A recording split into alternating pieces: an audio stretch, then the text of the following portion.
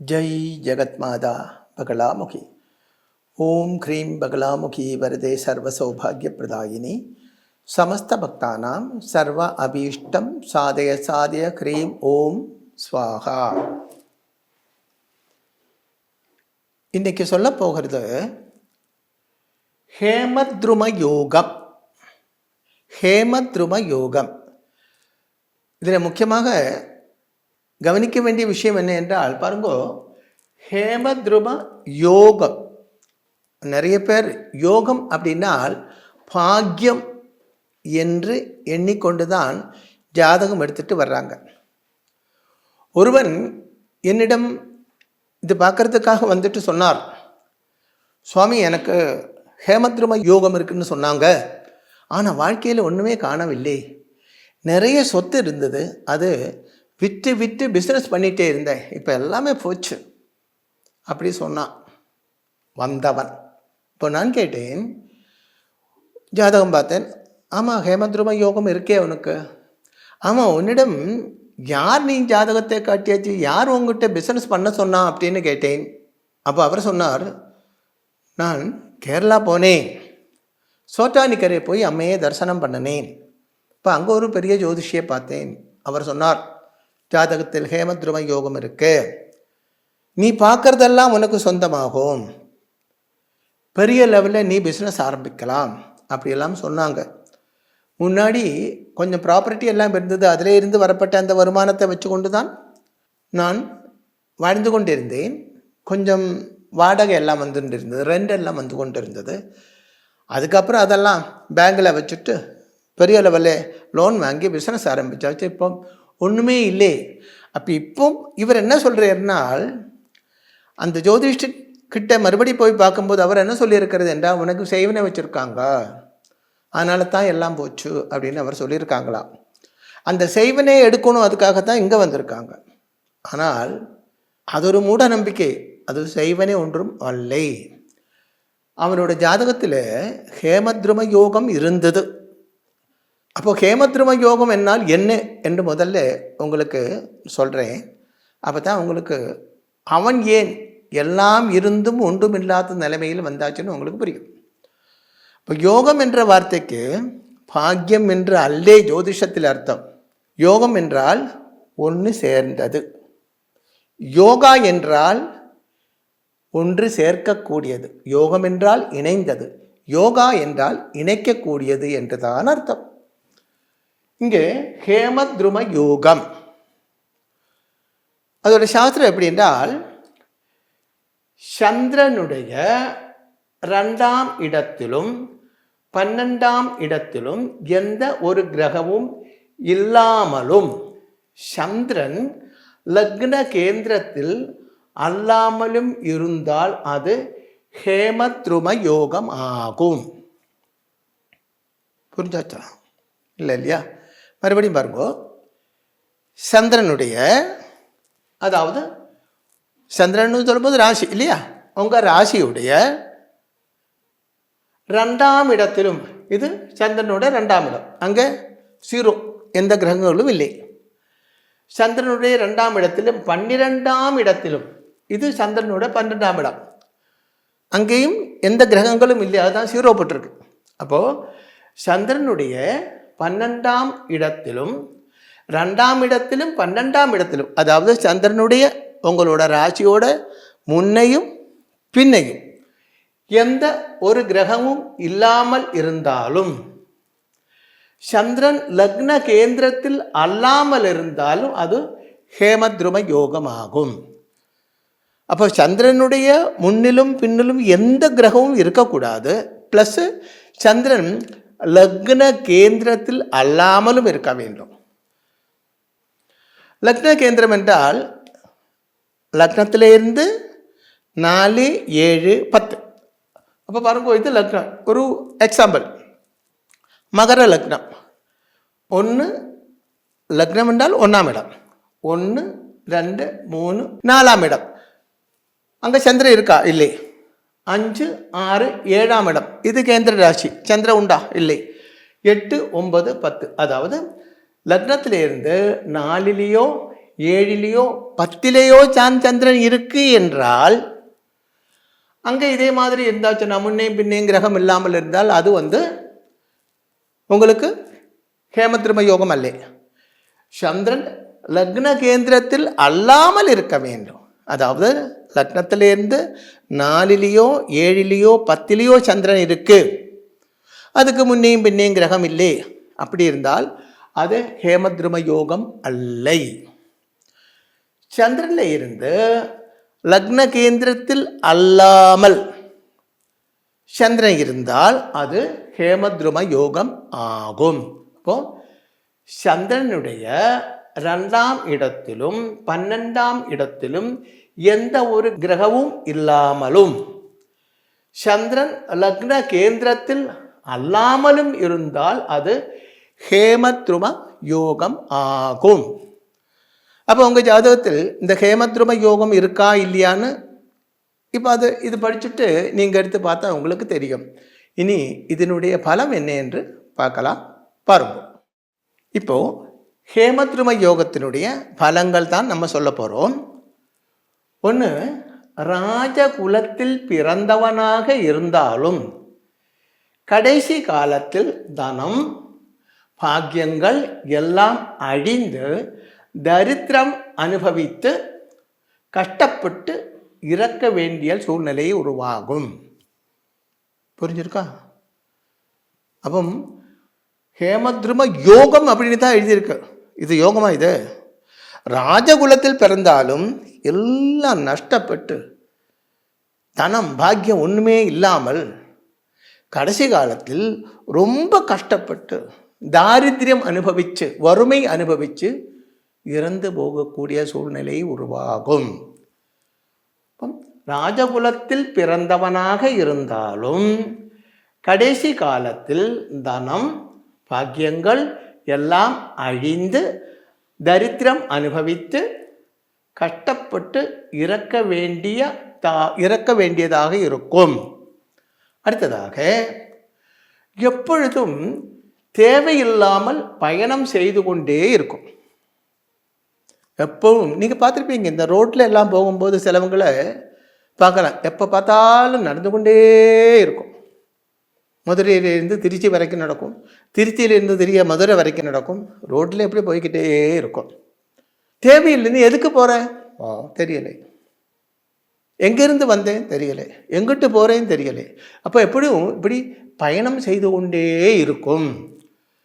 எப்பொழுதும் தேவையில்லாமல் பயணம் செய்து கொண்டே இருக்கும், நடந்து போய்கிட்டே இருக்கும்.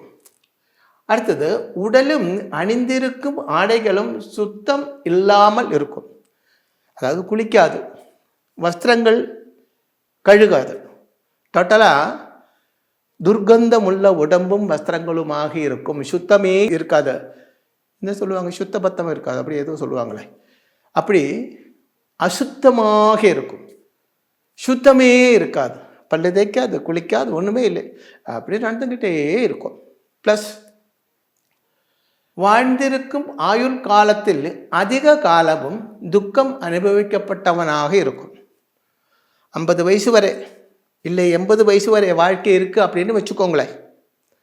அந்த வாழ்ந்த கடைசி காலம் பார்த்தாச்சுன்னால் 50 வயசு வரை வாழ்ந்திருந்தால் அது 40 வயசு வரையும் அவன் துக்கத்திலே வாழ்ந்து கொண்டிருக்கும். அதாவது 75% டோட்டல் ஆயுசோட 85% துக்கம் உள்ளவனாக இருக்கும், வறுமை உள்ளவனாக இருக்கும், கஷ்டப்பாடுகள் உள்ளவனாக இருக்கும், அலைச்சல் உள்ளவனாக இருக்கும். ஹேமத்ரும யோகம் இருந்தால். அடுத்தது ஹேமத்ரும யோகத்தில் பிறந்தவனுடைய கடைசி காலம் மிகவும் பரிதாபகரமாக இருக்கும். ஹேமத்ரும யோகம் ஜாதகத்தில் இருந்தால் ரொம்ப கேர்ஃபுல்லாக இருக்கணும். கடைசி காலம் ரொம்ப கஷ்டப்பட்டு ரோகம் தாரித்யம் எல்லாவராலையும் வெறுக்கப்பட்டவராக, மற்றவங்க எப்படியாவது முடிஞ்சால் போதுமாக இருந்தது அப்படி நினைக்கக்கூடிய சூழ்நிலை உருவாகும். அப்போ வருங்கோ, இங்கேயும் யோகம் என்று தான் சொல்லியிருக்கு.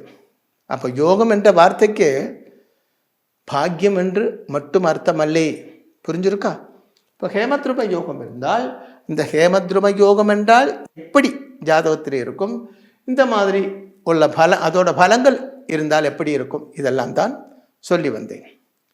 ஜாதகம் எடுத்து நல்லா பாருங்கோ. இந்த மாதிரி இருந்தால் அதுக்கு ஏதாவது பரிகாரம் பண்ணி அதில் இருந்து வெளியில் வர முடியுமா என்று பார்க்கணும். சில தோஷங்களுக்கு பரிகாரங்களே இல்லை. ஆனால் 90% தோஷங்களுக்கும் பரிகாரங்கள் இருக்கு. ஆனால் பரிகாரம் பண்ணப்பட்டவன் சாஸ்திரம் தெரிஞ்சவனாக இருக்க வேண்டும். இல்லை என்றால் அது கொண்டு வந்து ஒர்க் அவுட் ஆகாது. இப்போ உள்ள புரோகிதன்மாரில், அதாவது இந்த புரோகிதம் செய்வாங்களே இல்லையா, அது ஞாயிறாக இருந்தாலும் சரி, நம்பூதிரியாக இருந்தாலும் சரி, வணிகராக இருந்தாலும் சரி, ஐயராக இருந்தாலும் சரி, ஐயங்காராக இருந்தாலும் சரி, யாராக இருந்தாலும் 85% சும்மா ஏமாத்துறது தான். அவனுக்கு ஒன்றும் தெரியாது, அவரை குறை சொல்ல முடியாது. ஏன்னா அவன் படித்தது அதுதான், அவனுக்கு கற்றுக் கொடுத்தது அதுதான். இது பாருங்கோ, நம்ம நாட்டிலேயே, அதாவது வேத பண்டிதன்மார் அதிகமுள்ள நாடு தான் தமிழ்நாடு. ஆனால் இங்கேயே 80% புரோகிதன்மாரும் சுக்லாம்பரதரம் என்ற மந்திரத்துக்கு தேவன், அதாவது தேவதே விநாயகர் என்று நம்புகிறாங்க. அது சரியல்லே. சுக்லாம்பரதம் என்ற மந்திரத்துக்கும் விநாயகருக்கும் சம்பந்தமில்லை என்று சொன்னால் சொல்லப்பட்ட நான் பைத்தியக்காரன் என்று சொல்கிறாங்க. இதுதான் உலகம். என்ன சொல்ல முடியும்? அப்போது தேவையில்லாமல் சுவாகா சுவாகா சுவாகான்னு சொல்லிட்டு இந்த சமித்துகள் அது ஏதோ எல்லாம் குச்சிகள் வாங்கி இருக்கிறாங்க. பொல்யூஷன் தான் உண்டாகுமே தவிர அதிலிருந்து எந்த பலங்களும் கிடைக்காது. அதனால் ஜாதகத்தில் தோஷம் இருக்குது என்று தெரிஞ்சால் அந்த தோஷத்தை மாற்றுறதுக்கு சரியாக சாஸ்திரம் படித்து ஆளுகள்கிட்ட போகும். அது எப்படி கண்டுபிடிக்கிறது? அது உங்கள் புத்தி தான் யூஸ் பண்ணணும். அப்போ தான் உங்களுக்கு அது ஒர்க் அவுட் ஆகும். இப்போது ஒரு வியாதி வந்துருச்சுன்னு வச்சுக்கோங்களேன், நிறைய ஹாஸ்பிட்டல் இருக்காங்க இல்லையா? இப்போது ஒரு ஹாஸ்பிட்டலில் போயாச்சுன்னா யாராவது வரும்போதே வேண்டாம்னு சொல்லுவாங்களா? ரொம்ப சீரியஸாக இருந்தால் சொல்லுவாங்க இங்கே வேண்டாம், ஒன்று வேறு இடத்துக்கு போகணும். மற்றவங்க ஒரு சின்ன ஹாஸ்பிட்டலில் போயாச்சுன்னா அவங்க என்ன பண்ணுவாங்க? ட்ரீட்மெண்ட் பண்ணுவாங்க. ட்ரீட்மெண்ட் பண்ணிவிட்டு ஒரு லெவலுக்கு மேக்ஸிமம் காசெல்லாம் வாங்கிட்டு அப்புறம் சொல்லுவாங்க வேறு பெரிய ஹாஸ்பிட்டலுக்கு கொண்டு போங்க, இது சீரியஸாக இருக்குது, இங்கே சரியாகாது. அப்போ நீங்கள் புத்தி உள்ளவனாக இருந்தால் என்ன பண்ணணும்? முதல்லையே பெரிய ஹாஸ்பிட்டலுக்கு போகணும். ஒரு அல்ப லாபத்தை பார்த்து கொண்டு நீங்கள் முதல்ல இந்த சின்ன ஹாஸ்பிட்டலுக்கு போயாச்சு, அவன் மேக்ஸிமம் அவங்க வாங்கியாச்சு, அப்புறம் சொல்லியாச்சு. அப்போ அந்த காலத்தில் என்ன, உங்களுக்கு தன நஷ்டம் வந்துடுச்சு, இந்த வியாதியும் இன்க்ரீஸ் ஆயிடுச்சு. அதுக்கப்புறம் அடுத்த ஹாஸ்பிட்டலுக்கு நீங்கள் போகிறீங்க. அப்படி பண்ணக்கூடாது. ஒரு ப்ராப்ளம் வந்தாச்சுன்னா ஆரம்பத்திலேயே பெரிய இடத்துக்கு போகணும். அங்கே உங்களுக்கு உத்தரவாதித்தம் உள்ள பொறுப்பான ட்ரீட்மெண்ட் கிடைக்கும். அதே மாதிரி இந்த மாதிரி விஷயங்களும் சாஸ்திரம் தெரிஞ்ச ஆளுகள்கிட்ட போய் ஜாதகம் பார்க்க வேண்டும்.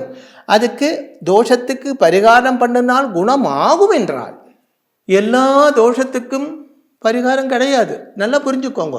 இப்போ பாருங்க, எவ்வளோ பெரிய மல்டி ஸ்பெஷாலிட்டி ஹாஸ்பிட்டல்கள் இருக்குது. புதுசாக ஆயிரக்கணக்கு ஹாஸ்பிட்டல்கள் கட்டிக்கிட்டே இருக்காங்க. அந்த ஹாஸ்பிட்டல் கட்டும்போது கூட அங்கே ஒரு மார்ச்சரி கூட பண்ணுறாங்க. பெரிய பெரிய ஹாஸ்பிட்டல்கள்லேயும் மார்ச்சரி இருக்குது. எதுக்கு? டெட் பாடி வைக்கிறதுக்கு தான்.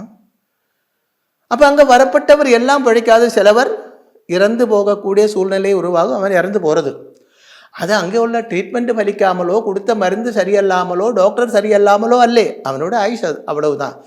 அவனோட தலையில் எழுத்து இந்த ஹாஸ்பிட்டலில் வந்து என்ன ட்ரீட்மெண்ட்டில் இறந்து போகணுன்னு இருக்குது. அந்த ட்ரீட்மெண்ட்டு நடக்கும் காலத்தில் அது அவனோட தலையில் எடுத்து தான், அது மாற்ற முடியாது. அதுபோல் எல்லா வியாதிக்கும் பரிகாரம் இருக்குது, நான் பண்ணித்தரேன் அப்படின்னு ஒருவன் சொல்லியாச்சுன்னா உங்களை ஏமாத்துறது தான். புரிஞ்சுக்கோங்க.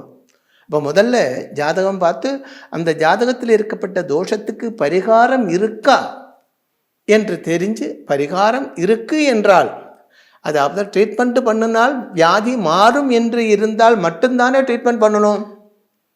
சர்ஜரி பண்ணுறோம், பேஷண்ட்டு இறந்து போகும் அப்படின்னா பண்ண சர்ஜரியே தேவையில்லை இல்லையா? இதெல்லாம் தெரிய வேண்டுமானால் ஃபஸ்ட்டில் உங்களுக்கு மூளை இருக்க வேண்டும். அப்போ தான் நீங்கள் நல்ல ஒரு ஆள்கிட்ட போகக்கூடிய அந்த திங்கிங் உங்களுக்கு வரும். ஜெகத் மாதா மகாதேவி உங்களுக்கு நல்ல வழி காட்டட்டும், நல்ல ஒரு ஆச்சாரியன் உங்களுக்கு கிடைக்கட்டும். உங்களோட ஜாதகத்தில் உள்ள குணதோஷங்களை தெரிஞ்சு தோஷங்களை எல்லாம் மாற்றி உங்களுக்கு எல்லா சௌபாகியங்களும் உள்ள வாழ்க்கை கிடைக்கட்டும் என்று ஆசீர்வாதம் செய்கிறேன். ஸ்ரீ சூரியமங்கலம் அத்வைத வேத வித்யா பீடத்தில் தாந்திரீக பூஜைகளில் சிறந்து விளங்கும் பல ஆச்சாரியர்களால் அமாவாசை மற்றும் பௌர்ணமி நாளன்று சிறப்பு யாகங்கள் நடைபெறுகின்றன. இந்த யாகங்களில் கலந்து கொள்வதன் மூலம் அன்னை ஸ்ரீ பகலாமுகி தேவியின் அருளால் நம் சர்வதோஷங்களும் நீங்கி சகல சௌபாகியங்களும் நம்மை பரிபூரணமாக வந்தடையும். ஸ்ரீ சூரியமங்கலம் அத்வைத வேத வித்யா பீடம் ஜோதிடம், பிரசன்னம், வாஸ்து, தாந்திரீக பூஜைகள் மற்றும் வேத யாகங்கள் செய்திட தொடர்புக்கு 7305442299 7305442299. தொடர்பு மையங்கள் சென்னை, கோவை, பெங்களூரு, ஹைதராபாத், விஜயவாடா, டெல்லி, மும்பை, திருநெல்வேலி, டெக்சாஸ்.